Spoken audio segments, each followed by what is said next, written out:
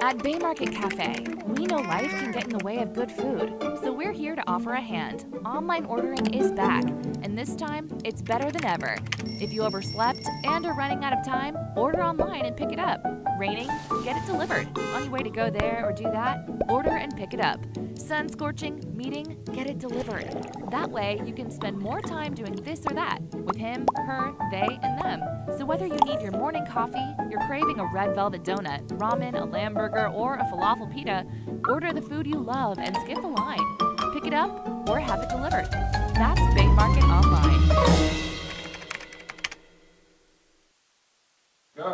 Good evening, and thank you for joining us for the 10th of 19 candidates forums for the 2021 general elections in the Cayman Islands, being hosted by the Cayman Islands Chamber of Commerce in association with Foster's.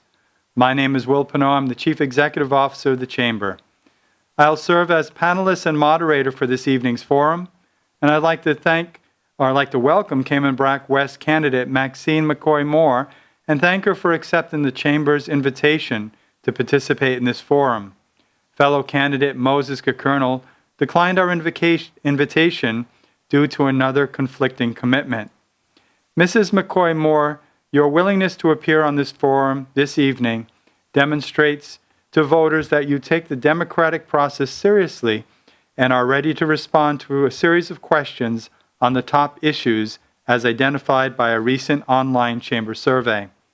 More than 400 responses and more than 200 questions have been submitted via the survey, and these will help to frame the questions for this evening's forum. When the Chamber was established in 1965, the goal was to create an organization that supports, promotes, and protects the interests and welfare of its members and the wider community. Being nonpartisan, we have hosted forums every election since the 1988 election. For 9 elections, we have provided members of the community with an opportunity to hear from their candidates and educate themselves before Election Day. These forums have taken weeks of planning and preparation and would not be possible without the financial support of Foster's, Affinity Recruitment, Baden's Legal and Corporate, and DART. So a big thank you to each one of them. I'd also like to extend a wholehearted thanks to our media partners, Cayman Mall Road, Cayman Life TV, Radio Cayman, Government Information Services, and ICCI FM for agreeing to broadcast tonight's forum. It is the first time that we have had live streamed the forums on the internet, and we hope that this new format will enable more people to watch them from the comfort of their home. It is now time to begin this evening's forum, and I'll explain the rules and then introduce Mrs. McCoy-Moore. So, Ms. Moore, I'll go over the rules with you on the forum. So you'll be asked a series of questions. You'll have 2 minutes to answer if you choose to do so. And at the conclusion of the forum, you'll be allowed 2.5 minutes to deliver a closing statement. And now I'm going to give a brief introduction for Mrs. Maxine McCoy-Moore. She was born in St. Andrews, Jamaica. She is the first child and only daughter of 6th-generation Caymanian parents. She has 5 younger brothers, 1 daughter and 2 sons, 5 grandsons, and 1 granddaughter. Mrs. Moore was educated at the Spot Bay Primary School, Cayman Brac High School, and ICCI in Newlands, where she completed 2 years of computer science and operations. This enabled her to become the first Cayman Bracker to sit behind a computer in the 1980s. Ms. McCoy-Moore was the instigator for the first prom and graduation for the students of the Brack High School and has many years' experiences working with government and the private sector in finance, administration, bookkeeping, accounting, customer representation, postal, teaching, HR management, banking, insurance broker and agent, and office manager. She also volunteered her time to help with the setting up of the Cayman Islands Civil Service Association's Co-op Credit Union office in the Brack and the Cayman Islands Boy Scouts, along with fundraising events for the Lions Club. She's chaired the Pirates Week Committee for Little Cayman and also the Agricultural Society in Little Cayman, as well as various committees for the Lions Club. All of these jobs have helped Miss Maxine McCoy Moore, not only meet most of her neighbors at such a personal level, but also realize how important it is to get involved to make her presence known and felt in the Little Cayman and Cayman Brac community. So I'd like to welcome you, Miss Maxine. Nice to see you. And at Nice this to time, see you again, Will. we're going to take a short commercial break, and when we return, we're going to begin the questioning for this evening. So please stay tuned. Behind everything we do is a promise. Better. Better because we care, because we all have a common goal: to be better at cooking, to be better at eating right and taking care of ourselves, to live in a better community, to just feel better. Today and tomorrow and the next day. Do it for you. Do it for them. Do it to prove something to yourself. Do it to carry on a family recipe. Or just because. But when you aim for the stars, better just works. We're Fosters. And we're better. Because of you, because of them, because of this place. And because we care.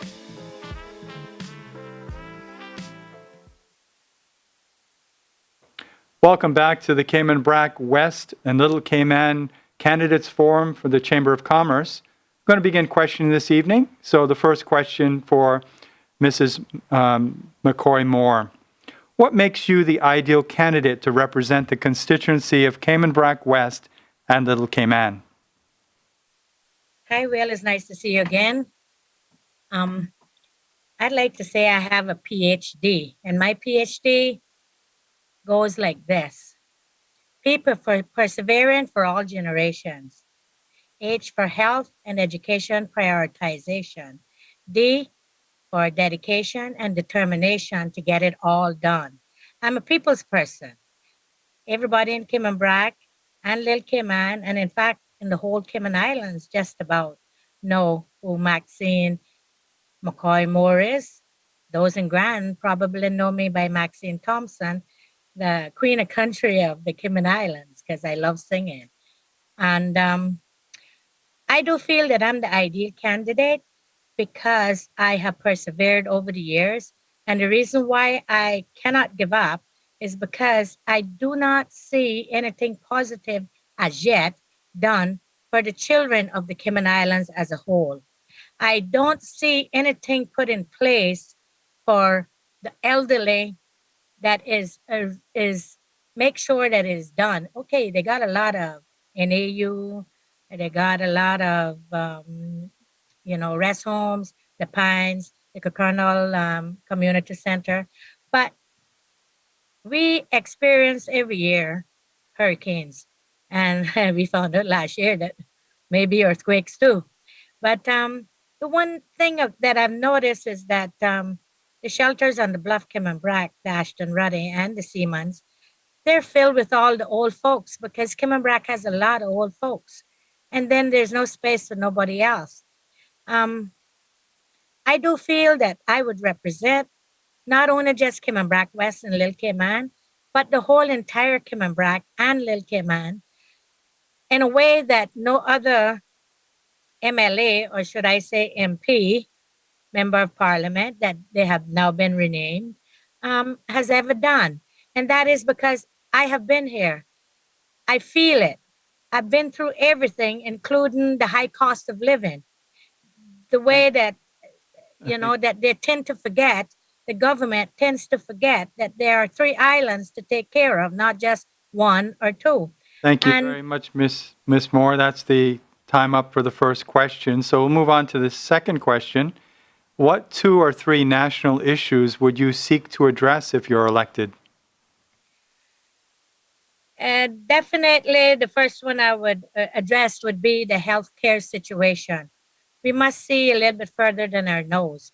And that is Cayman Brac Bluff is God's gift to the Cayman Islands. when it comes to natural disasters like hurricanes and earthquakes, and even overflowing of the sea. You know, um, we need to put in place a proper healthcare system, not only just for Grand Cayman, but for the sister islands too. Education is also a key note for me. It needs to be upgraded. And not only that's the reason why nobody as Caymanian really can stay in Little Cayman, because after 6 years we have a primary school. After 6 years they got to move again. And the infrastructure, the proper zoning of the bluff, because you can't do it on the mainland in Cayman Brac, but you can do it up the bluff, and you can do it now for Little Cayman before it gets too late, where you can have farming, where you have commercial, where you have residential. So those three are the top priorities for me: health, education, infrastructure, environment, and making sure that the people are taken care of, not just a chosen few, but all, you know. So the national issues that I see that, face us right now is COVID-19, as you know. Not only COVID-19, 19, 20, 21, who only the good Lord knows how much further. So that we would have to, and I've envisioned that this is not going to be the only pandemic that we're going to have to deal with. So we need to set in healthcare system for the sister islands just in case that something more or worse happens in the future, God forbid.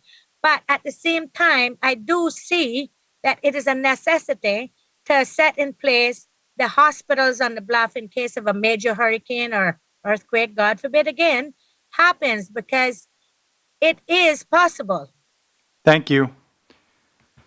The next question we're going to deal with is what you consider to be the top priority to address for the constituency of Cayman Brac West and Little Cayman. What do you think are the top constituency issues? The high cost of living for the sister islands, because it is very high in Grand. You double it for Cayman Brac and you triple it for Little Cayman. Now, there are some people who would beg to differ with me. They would say, "Oh, well, the rent in Cayman Brac is cheaper." I will agree with that, but then everything else is so much more expensive, including the food, the electricity, the water. Not even proper water is for Little Cayman. We don't have a water authority, and we need one, because Little Cayman, from 1977, when they done the study, they found out, say, that we hardly get any rain. And I do feel that the constituents, the young folks, their biggest concern right now is the decriminalization of the hemp plants. And I do think that it is time that we stop talking about it and educate our children to be scientists, to understand the pros and cons of all medicinal plants, like the noni, like the periwinkle, not only just the hemp plants, but to continue to send our young people to jail. And then when they come out, they're criminals, they can't get no job. Then the government has to feed them for the rest of their lives, clothe them, and try to educate them. To me, is uncalled for. And not only just the young people are talking about it, but the mothers are crying to me that my child has got to be here home with me all the time because they can't get a job. And then also the healthcare needs to be upgraded, and so does the education system. You know, we're not falling behind that bad, but that we can't catch up. And we can catch up with everything. The infrastructure, as I said before, also needs to be addressed. Proper zoning, proper everything that needs to be in place for the sister islands before it gets too late and be a second Georgetown that you can't even find any place to park. So the constituents have been speaking to me about a whole lot of topics, but those are the main ones that they were really concerned about. Thank you. Next one is about a project that created a little bit of controversy in Cayman Brac. So the Cayman Brac and Little Cayman Development Control Board recently approved plans to construct a 15,000 square foot helicopter hangar, a 25,000 square foot aircraft parking area, an office building, a concrete apron, and a taxiway close to the Charles Colonel International Airport to station 2 Black Hawk helicopters on site. So what are your views on that project? I do feel that our whole planning department needs a complete revamp, with people that are not bias and have a conflict of interest.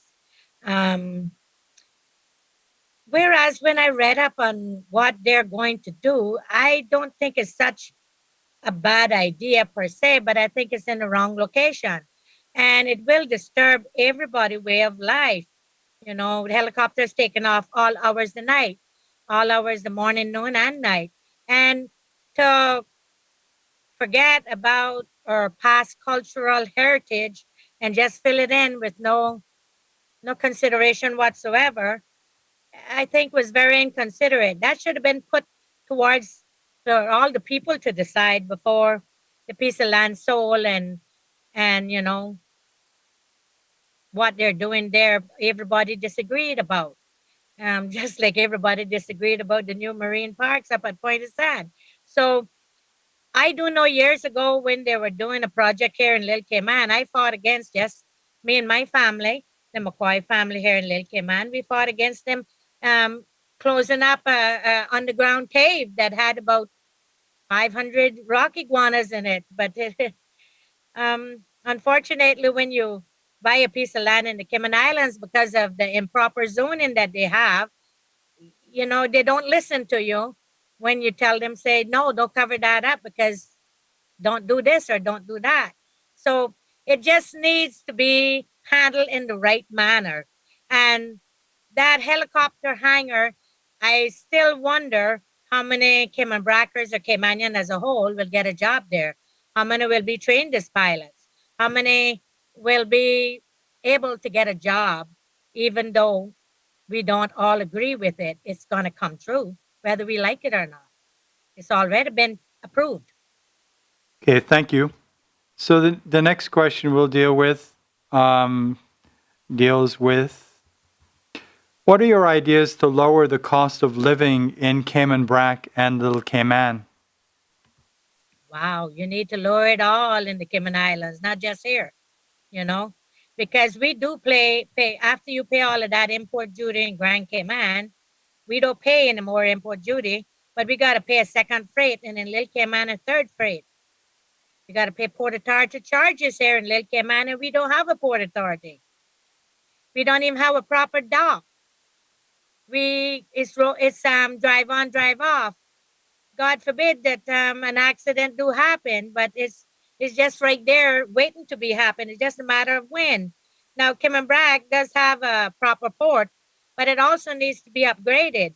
And to lower the cost of living up here is very, very hard to foresee right now until the government do a study on the cost of living and where we now got any salary increases, any decent salary increases from the year of our Lord, 1999, since the 21st century roll in. Now, it was given, taken away, and that don't work. And just here last 3-4 years, a little 5 and a little 5, and then the teachers were thought of and got some of them, but not all. But how can you lower it if the cost of import duty is so high? It went from, I think, 12.5 to 30% in the past 4 to 8 years. That's totally wrong on the people, but it can be lowered if they look at different ways and mean and get a complete study of how much they would have to increase the salaries in order for the people to even save a little $50 a month for their old age. Because the pensions are stealing their money, is how I see it. They're not really giving them their full amount. $1,000 a month, you can't survive on that. That's all they want to give you back after you work so hard all your life for your money that they're holding on for. If it go up and down, then you lose. That's wrong. Totally wrong, And I'm not saying all pensions, I'm just saying some. Well, thank you. We've got through the first 5 questions. At this time, we're going to take a short commercial break. Please stay tuned. We'll take this break, and then we'll come back with the next round of questions. Please stay tuned.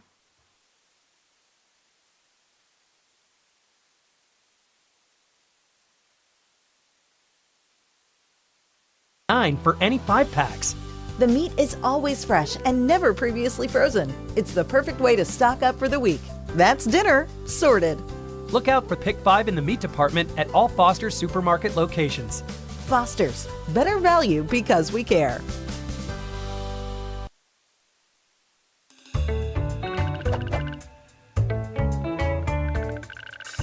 You hear people talk about the economy all the time. But what is the economy exactly? The economy is the flow of money between the people, the companies, and the government in the Cayman Islands. Why is it important to understand the economy?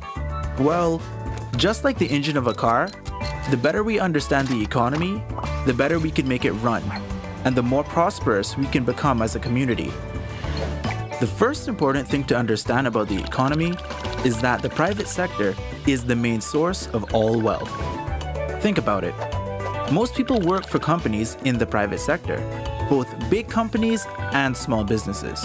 But even if you work for the government, your salary comes from the fees and duties paid to the government by private sector companies and their employees. That's why we call the private sector the prosperity engine that powers our economy and drives the country forward.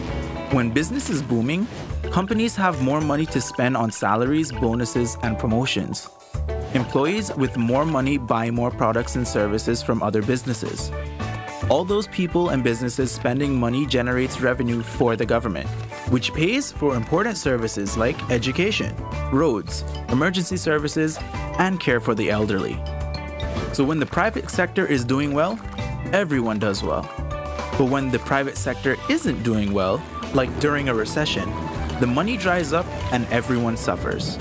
So when you hear people ask, how do we make our country more prosperous? The answer is pretty simple. Grow the economy. After all, you can't get more money from a system that isn't making more money. That's not economics. That's just common sense.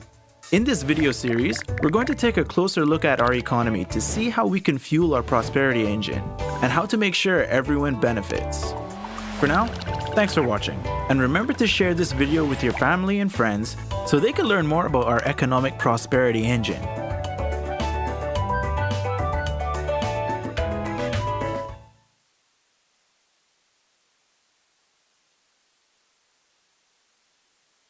Welcome back to the Chamber of Commerce Candidates Forum for Cayman Brac West and Little Cayman.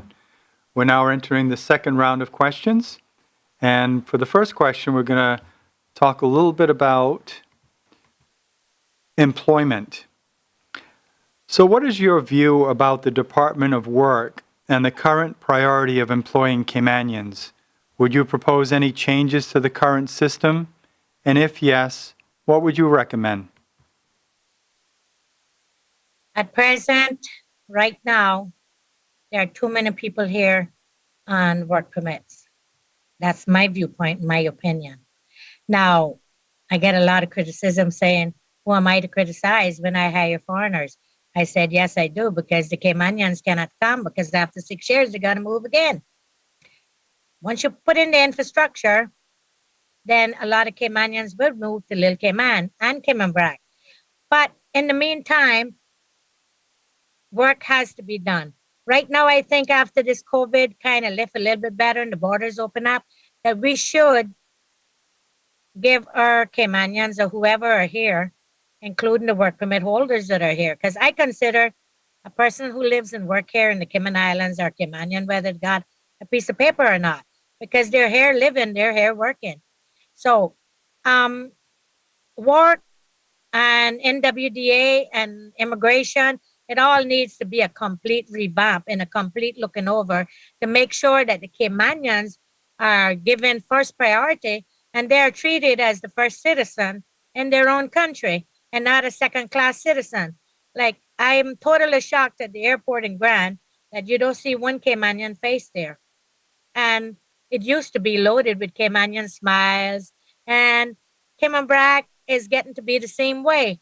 And not that you don't have the Caymanians there, but if they're not overqualified, they're underqualified. So they need to take a direct look and a real good sit down and make sure that everything that they have mandated is regulated and give Caymanians first priority. They've been talking about it. Yes, it's in the law, but is it really being done? I don't think so. So that's what really needs to be done, is that Caymanians be given top priority. Thank you. The next question is, which ministry or position in the new government would best suit your skills and why?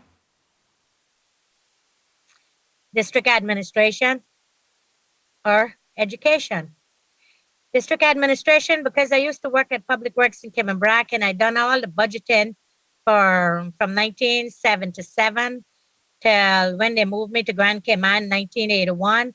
The reason why they moved me because they were so impressed of how I had done the work after Hurricane Allen, August the 6th, 1980. And they wanted me down there to fix their books up, so because they knew computers were coming. So I set up all of their public works books. I set up all their treasure. I was secretary to the chief accountant, Mr. Louis Moncrief. Um, and I set up all of GIS before it was GIS, all of the books so that they could easily take it and put it on computers. And now that I am here, I know what district administration needed from the beginning. And that was when they budget for something to use all the money and don't send it back to Grand Cayman. Because the old folks used to say, make Grand Caymanians see that we don't need them. No, we need the money, even if we don't need them. You know, that they could say that when all of the rich folks lived in Cayman Brac. So I do feel that district administration, I could do an excellent job with revitalizing that. And also education, because I've been teaching for a long time. And I do know a lot of history of the Cayman Islands, of which the children needs to be fully aware of. And the education department does need upgrading, even though it is so far so good now that they changed from the American way of teaching in the books to back to the UK. Because when I was going to school, it was the UK. And so it was a little confusing when you get computers and everything is American spelling, you know? So I do think that I would do a better job of district administration and revitalizing it and putting smiles back on the people of Cayman Brac and Lil Cayman by budgeting the right and correct man and using all the money. Oh, thank you. Now, the next topic is revitalization, and talking about Cayman Brac West and Little Cayman. You know, what are your ideas about revitalizing the economy of Cayman Brac and Little Cayman? Wow, that's a big, long job to do since Hurricane Allen, August the 6th, when the seas went straight to the bluff and totally devastated the whole economy. It was really a mess. Paloma was just a drop in the bucket. But to revitalize it is a long, tedious job. And it does take not only my ideas, but it takes the ideas of all the people of what they would like to see done. You know, like tourist attractions, you know. As I said, I'm not only here for Cayman Brac West and Little Cayman, I'm also for the entire Cayman Brac. So my grandfather, God rest his heavenly soul, he was a pastor. And he said to me in 1996 when I first started, he said, Maxie, he says, we need to put a safeguard out there so that people can view Little Cayman Brac and buy the Johnny cake without falling off the edge of the bluff. Charge $1. That was 1996 for every tourist that want to view it. Put 3 people there to work. It would be give 3 people jobs, you know. Charge them to go and view it. Good and nice parking.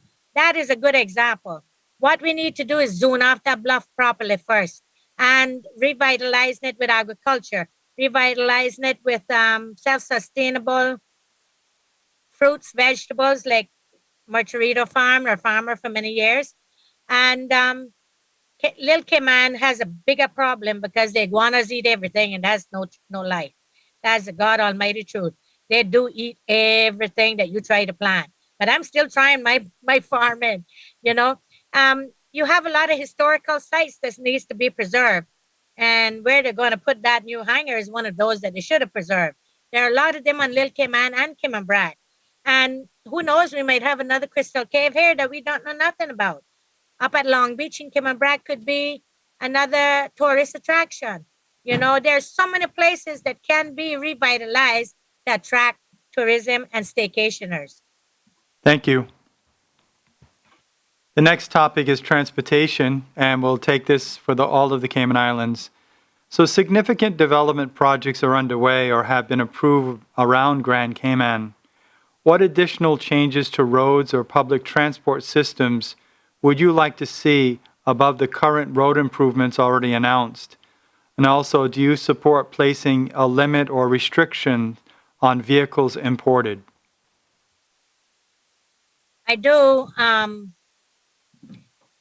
When I left Grand Cayman and way back in November 1995, it was because of the traffic woes. I always got to work late because no matter how early you left, it was just not sufficient roads. But then they put more roads, but then they allowed more vehicles in. So we should restrict the amount of vehicles that are allowed to be brought in, you know. Um, I would like to build new roads in the sister islands. For example, not new roads, but upgrade the roads, including a plan to wider and higher roads for the use of vehicles on a carriageway on the side for joggers, pedestrians, and bicycles. This is what something it is necessarily needed in the sister islands. This will be accompanied with new signs, buffers, and road safety measures to keep our citizens and visitors safe while they travel. Now, in Grand Cayman, there is a lot of different vehicles and pedestrians crossings and everything. We don't have sufficient in the sister islands, and we do need them. Um, to upgrade also would mean widening of roads. On the bluff Cayman Brac, it doesn't have it. If you get a flat tire on the bluff, you easily run off and get an accident. God knows how bad the accident could be because it doesn't have any any way for you to pull off on top of the bluff, except one or two places. Is not in every place. And you need to put in place the proper widening of the road so that if you get a flat tire, you can easily stop and don't run off the road immediately to get in a massive accident. So there are a lot of ways, but again, it needs to be revamped and relooked after. Okay, thank you. So we'll deal with a subject that you're passionate about, I believe. It's education. Chamber of Commerce members have identified finding and retaining local talent as one of the greatest challenges facing the business community. Many high school graduates entering the workforce lack basic literacy and numeracy skills. Apart from specialized in vocational and technical training, how do you plan to ensure that all of Cayman's graduates are prepared to enter the workforce and progress in their chosen careers? I would like to see them introduced into the schools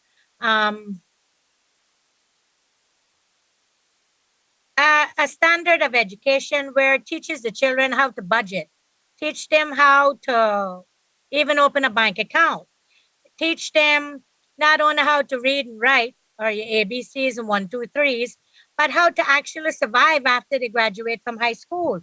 Because most of them are not showed that. And if they don't have good parents, for example, good parenting that knows about it, then they're stuck.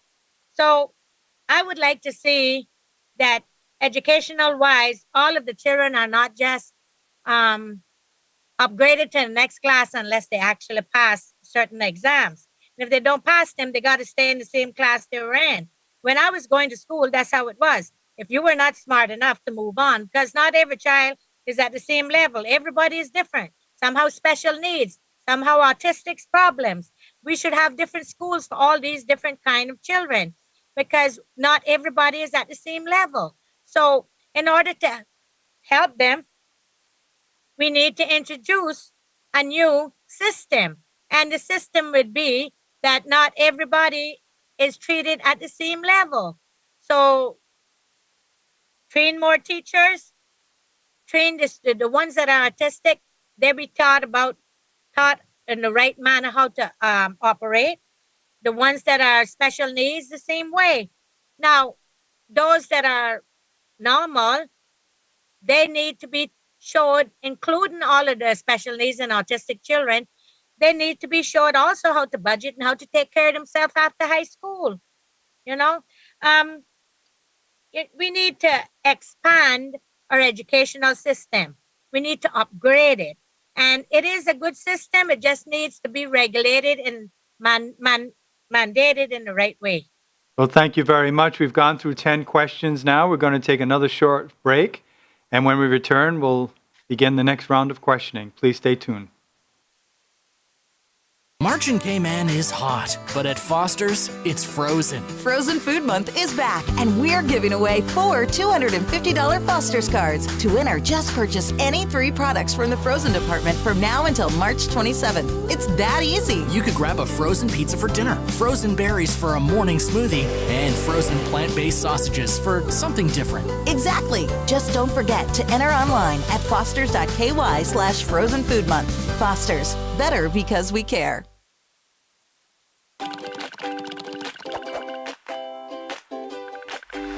Here in the Cayman Islands, the private sector is the prosperity engine that drives the country forward. Just like a real engine. The better we understand how it works, the better we can make it run, and the better off we'll be. To help illustrate how our economy works, let's take a step back in time to when there were only a few thousand people living in Cayman. In those days, most people survived by fishing or farming for food. It was a simple, wholesome life, but it was a lot of hard work. Most people bought what they needed from their neighbors. As people bought and sold things, their individual wealth went up or down, but the overall wealth of the country stayed the same. In a simple economy like this, the only way one person could increase their wealth was by reducing someone else's. In order to increase the overall wealth of the country, one of our Caymanian ancestors would have to sell something, a product or service, to someone somewhere else, and bring that money back home. In other words, we would have to export something. In those days, our biggest export was labor. Men worked overseas or on the seas and brought the money home, thereby increasing the total wealth of the country. Although the economy is much bigger and more complex today, these same principles still apply. Every time a company in Cayman sells a product or service to a customer overseas, the overall wealth of the country increases. Once it's here, it flows around the local economy between the government, the people, and the companies and becomes a part of our society's wealth. The 2 biggest sources of income for our economy today are financial services and tourism, often called the pillars of our economy. Tourists come here and spend their money. So all of the tourism companies like hotels, restaurants, buses, Stingray City Tours that make sure our visitors have a great time are helping to increase the wealth of our country. Just like tourists, clients of financial services firms come here and spend money too. So all of our financial service companies like insurance companies, fund administrators, lawyers, and accountants that facilitate investment transactions for people and companies around the world bring money into the economy and increase the overall wealth.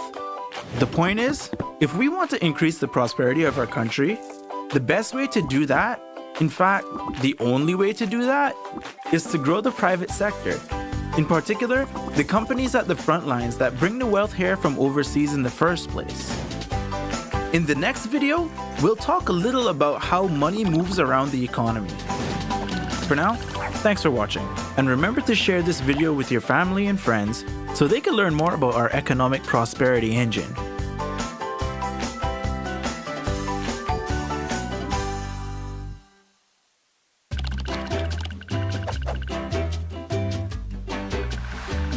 In the last episode, we learned about the important role of companies here in Cayman that do business with overseas customers and generate new wealth for the Cayman Islands economy.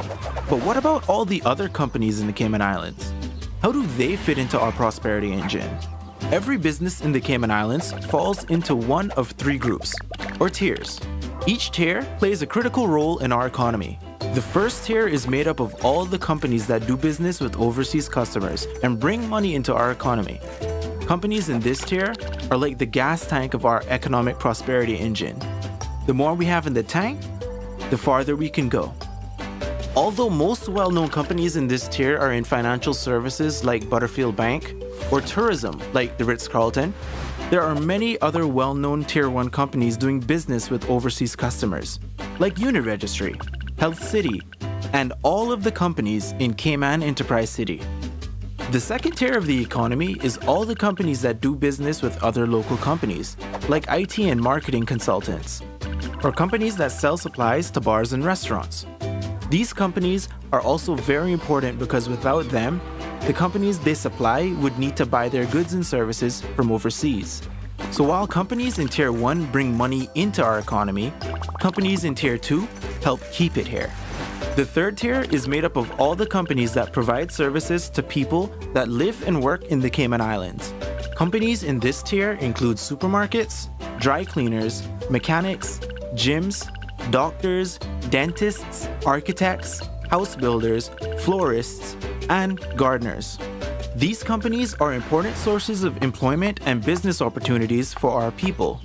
And they play a really important role because without them, Cayman wouldn't be a very nice place to live. So to recap, Tier 1 companies do business with customers overseas. Tier 2 companies do business with other companies in Cayman. And Tier 3 companies do business with those who live here. Every company and self-employed contractor in the Cayman Islands falls into one of these three tiers, and they all play an important role in making our nation prosperous, helping bring money into our country, improve our economy, and creating jobs. And without them, the Cayman Islands wouldn't be the great country that it is. Thanks for watching, and remember to share this on social media so we can all help fuel the economic prosperity engine.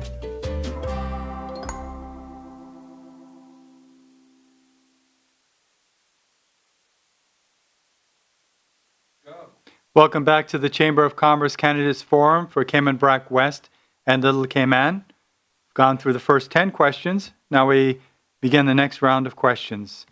And the next one deals with the stay-over tourism reopening. So what is your position on reopening the borders to stay-over visitors? Definitely, Will, we got to do something. Because we cannot continue to sustain paying a stipends of $1,500 a month to the workers who don't have any work that are here stuck in the tourism sector. But depending on the other countries vaccinating their population and the effectiveness of the branded vaccine, which would be approved by the Center of Disease Control and WHO, which is World Health Organization, the answer also depends on the virus mutation, and if vaccinated person will be immune, then to the Cayman Islands could open his border once again to airline travel and to cruise ship travel. We have seen other islands desperate to reopen, and it's been a repeated disaster. So I wouldn't rush to really reopen.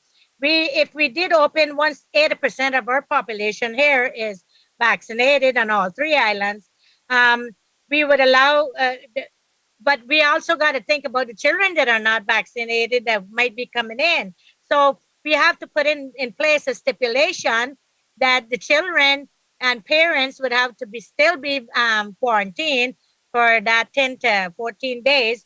But then we should allow, once get the machine that can prove within an hour or two that they are COVID-free and everything is okay. Once they're vaccinated and got the proof of it from what we recognize, then, it can work. It is doable. It is doable to open, I'd say by 1st of June. But at the same time, it's a long way to go before we can actually say that all of them, because they don't have nothing to vaccinate children against it. So it's a long journey ahead of us. And as I said, I don't think that this is going to be the only pandemic that we're going to have to face. So we have to reopen, and soon. Well, thank you. Next question deals with the balance between development and environment. So do you believe that we can actually strike a balance between development and the environment? And if yes, how would you attempt to achieve this balance if elected? I do think we can strike a balance between them because, sorry, because the environment, we got to protect the flora and fauna. I've said so from 1996, not only on the land, but in the sea and in the air. Because if we don't protect them, then what are we going to have to attract any tourism here? We have to protect them. And we have already done a lot of studies on everything. We just have not really implemented them in the right manner. So once we go back to the drawing board, as you would say, and we pick back up everything that was given to us from 1977, when we paid all of that pile of money to do a study, on the environment and its impact in the Cayman Islands. Then all of this argument about the iron shore and everything, planning would have had that in front of them. But as usual, normally they get a study and they put it in file 13, I call it. That's the garbage pan. And then they go back and pay somebody else to do another study. And that same person will tell them the same thing over and over again. So, yes, it is doable and it must be done because we got to protect the environment for our future generations and for everything that we believe in, cultural heritage, you know. Prosperity is comes at a cost, unfortunately, on the environment. But then at the same time, we don't need to approve skyrocket hotels on the Iron Shore. The beach is mine. I can bathe there anytime, despite what they say. I got bathe there anyway. So everybody's used to jumping off the Iron Shore. Everybody's used to fishing from the Iron Shore. So now you can't even find a place to even walk on the Iron Shore, much less the beach. So we got to really, really go back to the drawing board and revamp everything that was given to us way back when and make sure that it is regulated and done. Next question is again about the environment generally. So, what are your views about attracting more investment and development in Little Cayman and Cayman Brac? So, would you support a campaign to increase the population of the sister islands? Well, I would not support a campaign to increase the population, but I would say that I really want to attract more of the correct people, the people who are going to love the island the way that we love it. And that can go for the staycationers that they're doing right now. Like I heard a lot of people are investing in Cayman Brac's Bluff now and on beach. And I know there's a lot of investment going on here in Lil Cayman, a lot of subdivisions going on. Now, what we have right now in Lil Cayman is just what we call um, you couldn't call them staycationers. We call them, they come sometime 3 months out of the year. Some come for six, depending on how cold it is in their country. But, sorry, investment is always a part of development. And we do need a little bit more than what we have here in order to, for the young people to get jobs in order. But it can be controlled by the planning department. But it again, it must be by people who are not biased, self-serving, or having a conflict of interest. And a lot of that is going on in the sister islands that kisses go by favor. But it has to stop. So yes, Cayman Brac could do with a little bit more investment and development, but it must be controlled. So does Lil Cayman. And but I really wouldn't support getting a whole pile of people in Lil Cayman. That was one of the main reasons why I moved back home 27 years ago. Because if I want that, I can jump on a plane, go to Grand Cayman, and just the road rage alone makes me want to come back after 2 nights. One night actually. But yes, we do need a little bit more in order for the children to survive in their own island country. We do need a little bit more investment and a little bit more development, but not that much more. So it can be controlled and it is doable. So, next question deals with health insurance. So, health insurance premiums continue to increase annually for many businesses, and especially for persons who reach retirement age. So, what improvements, if any, would you propose to make the health insurance more affordable for businesses and retirees? That's on my manifesto because it is a serious problem. After you work all your life to make the rich man richer, you would say, then they leave you out in the loop. Oh, they only give you back $1,000 a month out of your pension. You can't survive on that. And then they tell you out of that $1,000, then you got to pay $500 for you and your husband or you and your family to survive. And it needs to be addressed, and it needs to be addressed immediately with the new government because it should be at a lower premium if you're a retiree because you're now a senior citizen. Internationally, no matter where you go, senior citizens are given special discounts on tickets, special discounts on transport, special discounts with everything. So And every year, the insurance company should not be going up by 10, 15% because it is totally wrong for the people. And not only just the employer, but the employees cannot afford it. And so then you end up working for just to pay insurance. So how can you balance it? You must balance it by having the government step in and take a complete overhaul of what is going on, because the premiums are skyrocket high and they only reimburse you no matter which insurance it is, 100 CI dollars a year.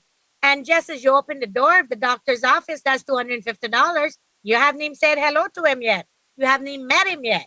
So it has to change. And I have that on my manifesto for the sister islands and for the Cayman Islands as a whole.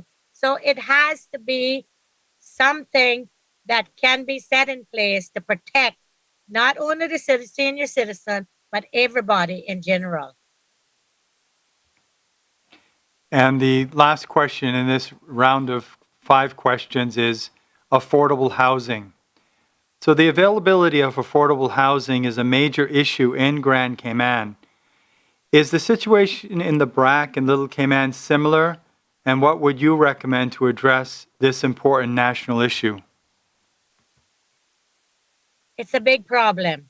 It is a huge, big problem because the land costs have gone skyrocket high. Went straight through the roof and blew it off. So how can you afford a piece of land that a piece of land costs over $100,000? And I'm not talking about just beach property or inshore property. I'm talking about bluff property. I'm talking about anywhere you're going to Cayman Islands, just about. So if your salary is only $2,500 a month, for example, how can you afford to pay that back the bank when the bank wants $200 out of that? And they're discriminating against age, and that's wrong. Affordable housing, not only through government, but should be allowed through the private sector too. And government is doing a good job so far, but it is needed across all 3 islands, not just Grand Cayman and Cayman Brac. Here in Little Cayman, we do have this year about 37 registered voters, was the last count I had.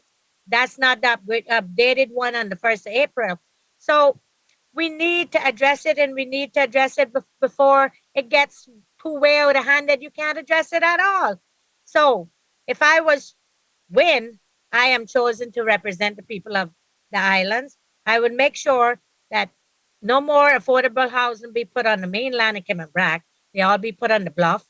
And here in Little Cayman, they be put on the highest point of this island, because we do have 3, what they call hills, that we can put them that, in case of a major disaster, God forbid, that the people will have somewhere to go, that they can, because the hurricane shelter is up on a small bluff, and that is all land is owned by government. So we need to invest into our people a lot more and bring the cost of, because they're working on commission, that's the reason why the land is so high. Well, Gotta thank you change. again. We've finished 15 questions, and we're going to take another short commercial break. And then when we come back, we'll have the final 5 questions for this evening's forum. Please stay with us. At Bay Market Cafe, we know life can get in the way of good food, so we're here to offer a hand. Online ordering is back, and this time, it's better than ever. If you overslept and are running out of time, order online and pick it up. Raining? Get it delivered. On your way to go there or do that, order and pick it up. Sun scorching? Meeting? Get it delivered. That way, you can spend more time doing this or that with him, her, they, and them. So whether you need your morning coffee, you're craving a red velvet donut, ramen, a lamb burger, or a falafel pita, order the food you love and skip the line. Pick it up or have it delivered. That's Bay Market Online.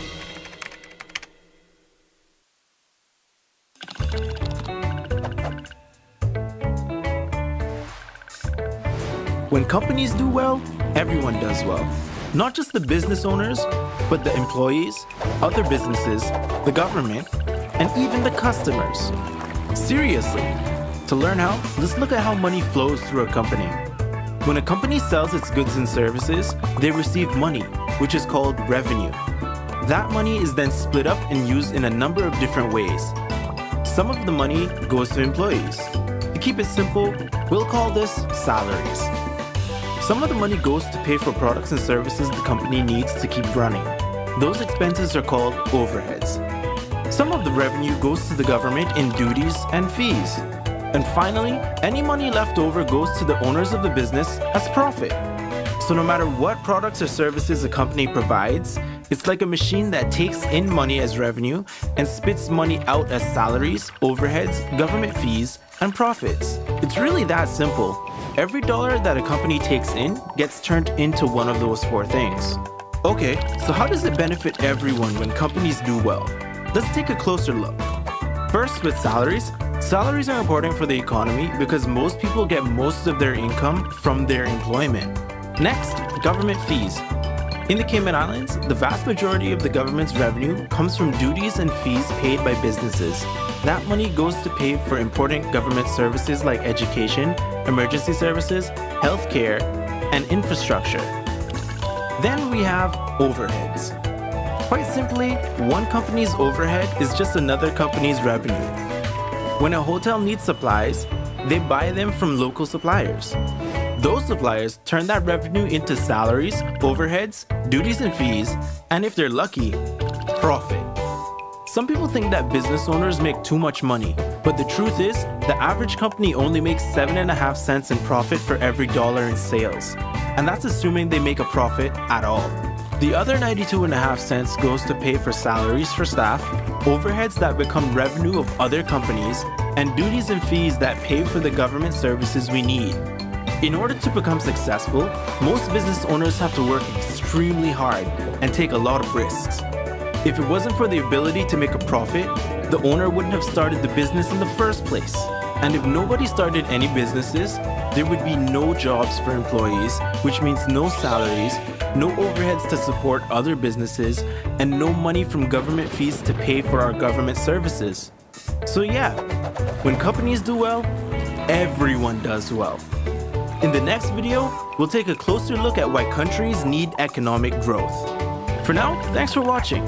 And remember to share this video with your family and friends so they can learn more about our economic prosperity engine.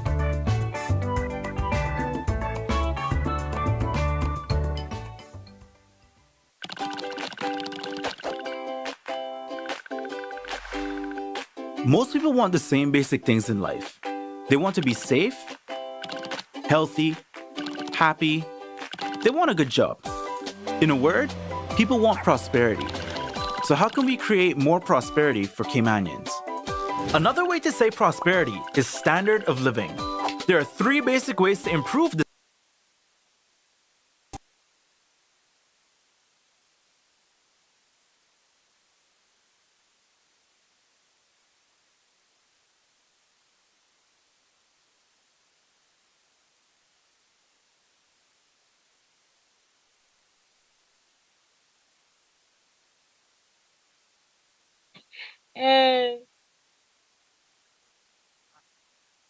Welcome back to the Chamber of Commerce Candidates Forum for Cayman Brac West and Little Cayman.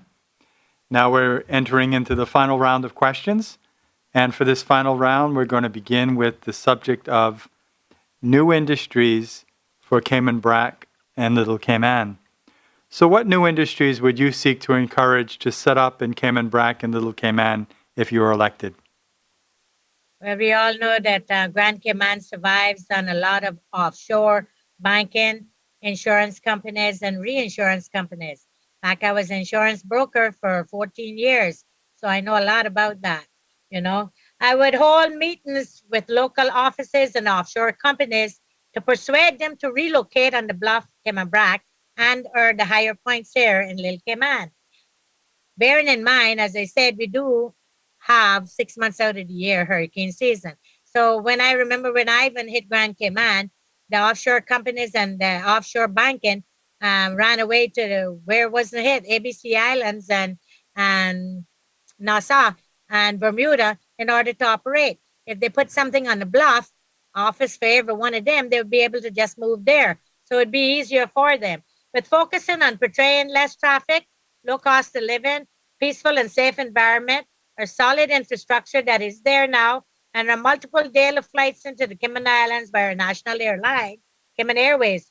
Relocating of offshore companies on our territory must be accompanied by new immigration policies that would make sure that the Caymanians are trained and get the proper input for how to operate these offshore reinsurances, banking, and insurance companies. And to, to, to do this, we need to set in place where the proper zoning is would be on the bluff to locate all of these different buildings.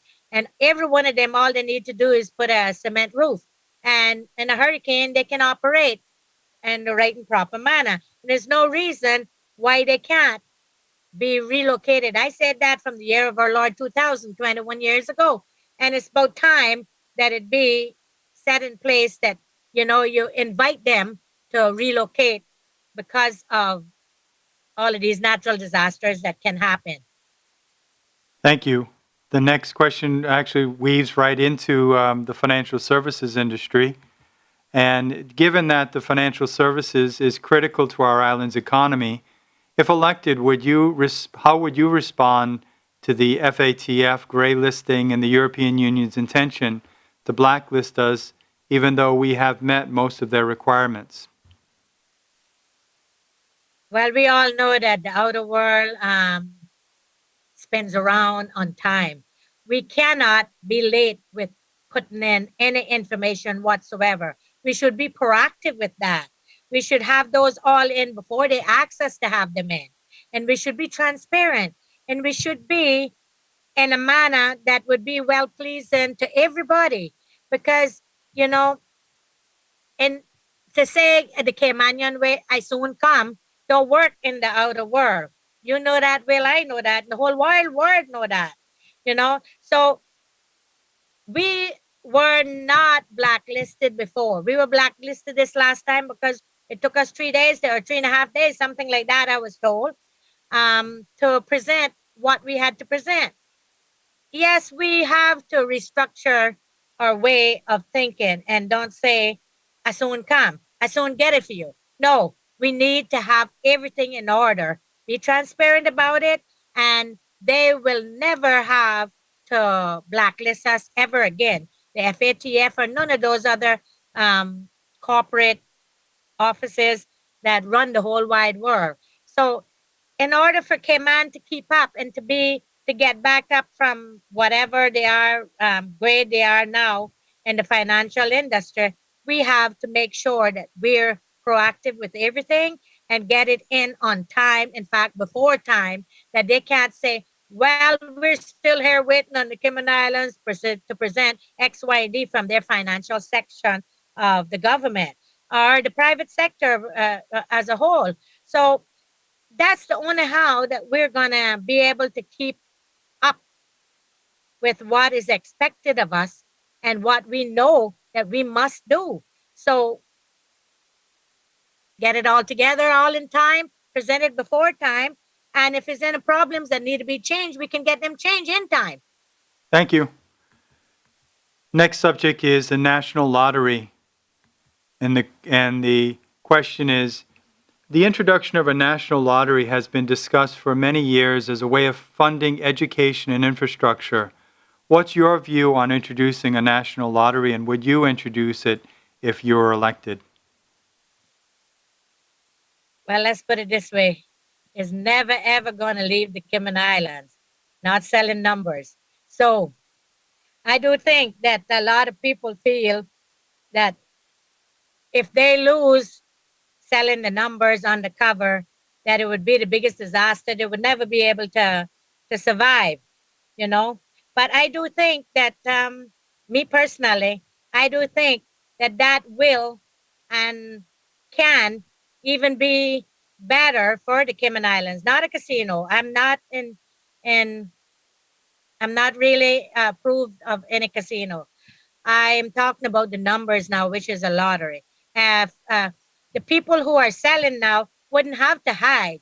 They would be paid by government then to sell the numbers to those people who can't get there to wherever they set it up. and it would not be anybody shooting nobody or stabbing up nobody because they didn't pay, or I told you to play this number for me and you didn't play it because you whatever, whatever. There's a lot of crime going on because of undercover lottery. And we ain't going to stop that numbers playing in the Cayman Island. It's been here from the 1970s and it'll be here until God come, I believe, because they call it gambling. But then even the churches gamble if you look at it in that manner. They have a car out there, the schools go there and they put a car out there, buy a ticket for this, buy a ticket for that. So I do think that it would help with the cost of living, would bring it down. I do think it would help with our healthcare, our education. It would help in a lot of way. And the people who are selling it now would be paid in the right manner from government and for selling it to people who cannot make it to whichever place that you can buy it. Once, as long as you set it up in a right and proper manner, it should be run. It would be run. And I would be, you know, I'd say, yeah. The next one deals with youth. Next question.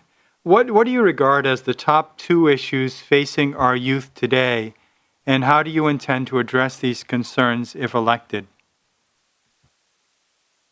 I said a little bit earlier to you before we were on the show that the young people biggest concern right now is the decriminalization of the hemp plant and its medicinal purposes. And also for the mothers, I think the biggest problem with the youth right now is those that have the special needs, those that have the autistic problems, and also why we don't have a trade school is the questions have been asked. Well, we need a trade school. That is definitely something that we need to do. And we should do a boarding school up on top of the bluff that the children in Grand Cayman would learn all three of their islands. They're boarded out there and being well taken care of at a teenage age. I also feel that the parents and the youth would like to see a middle school reinstated back because of all the infrastructure for bullying and everything else that goes on.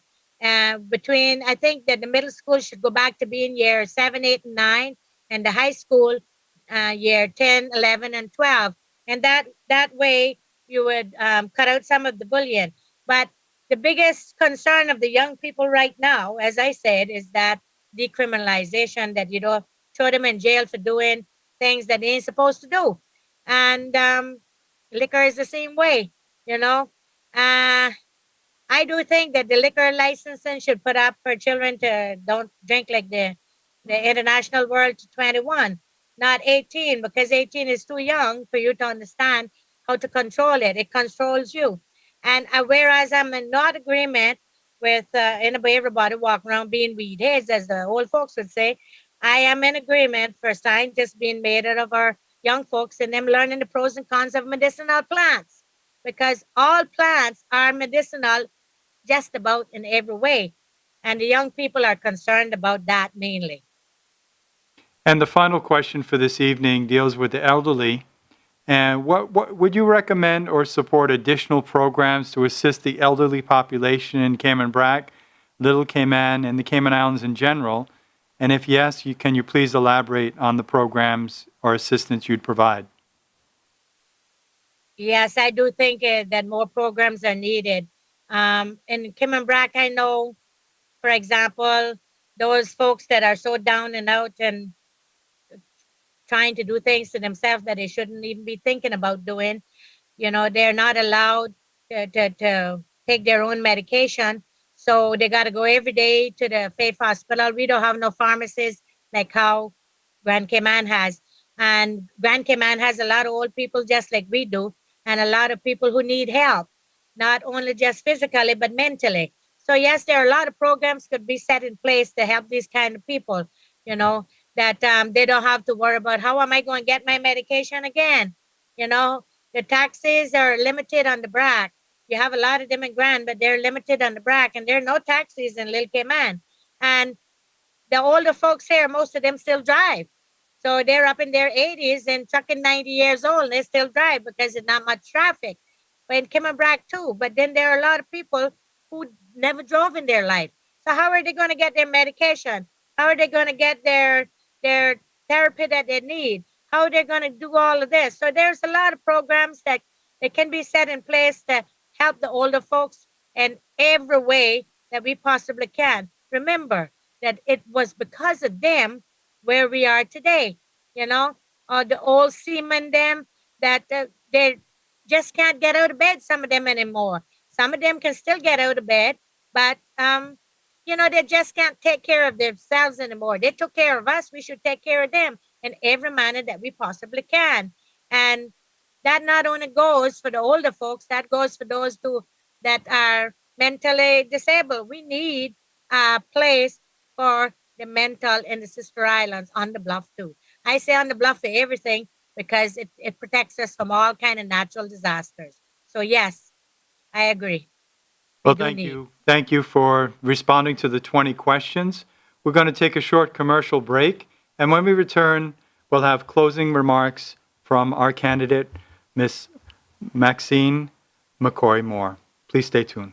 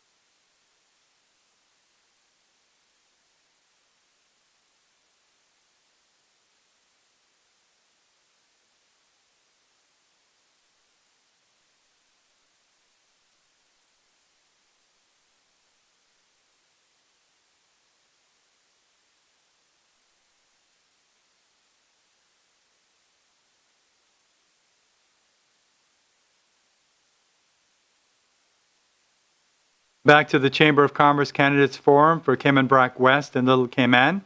It's now time for Maxine McCoy-Moore to provide us with her closing comments for this evening.